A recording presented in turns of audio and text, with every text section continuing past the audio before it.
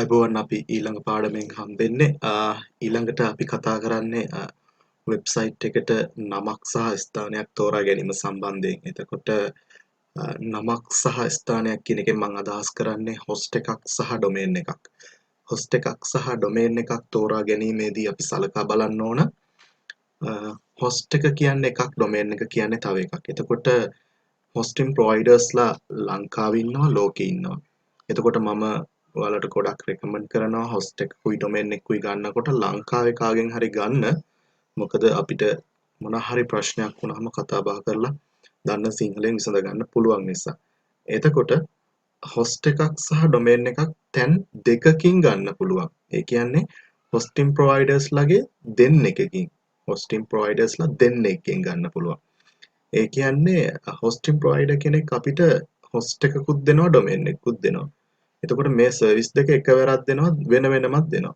එතකොට ඔයාට එක හොස්ට් එකක් කියන්නේ තැනක් වෙන තැනකින් අරගෙන නමක් තව තැනකින් අරගන්න පුළුවන්. හැබැයි ওই දෙක වෙන වෙනම ගත්තා කියන්නේ ඔයාට ওই දෙක එකට කර ගැනීම තව ප්‍රොසෙස් එකක් වෙනම යන්න වෙනවා. එතකොට ඒ සම්බන්ධව මගේ YouTube channel එකේ කතා කරනවා. හොස්ට් එකකුයි ඩොමේන් එකකුයි තැන් දෙකකින් දැනටම අරන් තියනවා නම් ඔයා ඒක එකට කරන විදිහ මම YouTube එකේ කතා කරනවා. එතකොට මම ඔයාට අලුතෙන්ම පටන් ගන්න කෙනෙක් විදිහට රෙකමන්ඩ් කරන්නේ හොස්ට් එකයි ඩොමේන් එකයි එකම තැනකින් ගන්න. ඊට පස්සේ මේ දෙක සම්බන්ධ කිරීමේ process එකක් අවශ්‍ය වෙන්නේ නැහැ. right. අපි ඊළඟ කොටසට යන් හොස්ට් එකක් මිලදී ගැනීමේදී සලකා බැලිය යුතු දේවල්. ඒ කියන්නේ තැනක් ගන්නකොට ඔයා අනිවාර්යෙන් සලකා බලන්න ඕන ඒ තැන ස්පේස් එක ධාරිතාවය ඔයාට GB කීයක් තියෙනවද 1GB ද තියෙන්නේ 2GB ද 6GB ද සමහර තැන්වල දෙනවා unlimited space කියලා. එතකොට මේ දේවල් සම්බන්ධයෙන් ඔයා බලන්න ඕන ඔයාගේ ව්‍යාපාරයේ පරිමාණය සහ ඔයා වෙබ්සයිට් එකට දාන්න බලාගෙන ඉන්න දේවල්. එතකොට වීඩියෝ දාන්න ඉන්නවා නම් ලොකු ස්පේස් එකක් ඕන නෑ. ඔයාට ඕන ඉන්ෆර්මේෂනල් සයිට් එකක්, ඔයාට ඕන පොඩි ස්පේස් එකක්. එතකොට මේ දේවල් සම්බන්ධයෙන් ඔයාගේ ව්‍යාපාරයත් එක්ක බලන්න ඕන. බෑන්ඩ්විඩ්ත් එක කියලා කියන්නේ බෑන්ඩ්විඩ්ත් එක කියන්නේ ඔයාගේ වෙබ්සයිට් එකට එකවර බලන්න පුළුවන් ධාරිතාවය. එතකොට ගොඩක් වෙලාවට උදාහරණයක් විදිහට A level O level results දානකොට A site එකට යන්න බෑ. ඒ කියන්නේ බෑන්ඩ්විඩ්ත් එක මදි. එකවර ලොග් වෙන ප්‍රමාණය වැඩි. එනකොට ඔයා ගොඩාක් ලොකු හොඳ කම්පැනි එකක් නම් ඔයාගේ වෙබ්සයිට් එකට එකවර ගොඩාක් අය එනවා කියලා ඔයා විශ්වාස කරනවා නම් හොඳ බෑන්ඩ්විඩ්ත් එකක් තියෙන හොස්ට් එකක් ගන්න ඕන. ඊළඟ එක තමයි ඊමේල් accounts.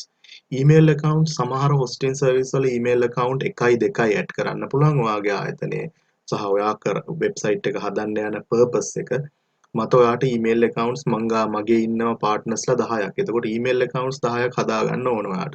එතකොට ඊට වඩා අඩු එකක් කරන් වැඩක් නැහැ. ඊට පස්සේ මම කලිනුත් කතා කරා SSL certificate එක. SSL certificate එක අනිවාර්යෙන් ගන්න ඕන කියලා මම recommend කරනවා. ගන්න නැති ඒවත් ඕන තරම් තියෙනවා. ගත්තා කියලා ඔයාට තේරෙන්නේ HTTPS කියන link එක ඔයාගේ link එක browser එකේ දානකොට HTTPS කියලා තියෙනවා නම් SSL certificate එක දීලා තියෙනවා. එතකොට hosted domains. එතකොට hosted domains කියලා කියන්නේ ඔයා ගන්න තැනට ඔයාට domain සමහර ආයතනවල දෙනවා domain ගොඩාක් ඔයාලට එන්ඩ කරන්න පුළුවන්. කියන්නේ එක host එකකට domain unlimited ගහන්න පුළුවන්. එතකොට ඔයා ගන්න තැන ඔයාට domain කීයක් ගහ ගන්න පුළුවන්ද කියලා ඇඩ් කරගන්න පුළුවන්ද කියලා බලන්න ඕන. එතකොට මේ හැම දෙයක්ම තීරණය වෙන්නේ ඔයාගේ ව්‍යාපාර පරිමාණය නැත්නම් ඔයාගේ purpose එකත් එක්ක. අපි ඊළඟට යන් ඩොමේන් එකක් සම්බන්ධයෙන්. ඩොමේන් එකක් මිලදී ගැනීමේදී සලකා බැලිය යුතු දේවල්. එතකොට නමක් ඔයා තෝරගන්නකොට අනිවාර්යෙන් ඔයාගේ ව්‍යාපාර නාමය සහ ඔයාගේ ඔබ්ජෙක්ට් එක සම්බන්ධයෙන් බිස්නස් එක සම්බන්ධයෙන් නැත්නම් ඔයා විකුණන්න බලාපොරොත්තු වෙන ප්‍රොඩක්ට්ස් මොන වගේ එක පැත්තකට යන ප්‍රොඩක්ට්ස් නම් ඔයාට ඒ නාමයෙන් ගන්න පුළුවන් මේ ඩොමේන් එක. එතකොට ඩොමේන් එක බලනකොට SEO කියන පැත්ත බලන්න ඕන. search engine optimization. ඒ කියන්නේ ගොඩක් වෙලාවට Google එකේ ඔයාගේ ඩොමේන් එක අහුවෙන්න තියෙන සම්භාවිතාවය වැඩි වෙන්න නම් ඔයාගේ ඩොමේන් එක ඇතුලේ ඔයාගේ වෙබ්සයිට් එකේ තියෙන දේවල් සම්බන්ධ කරලා නම හදා ගන්න ඕන.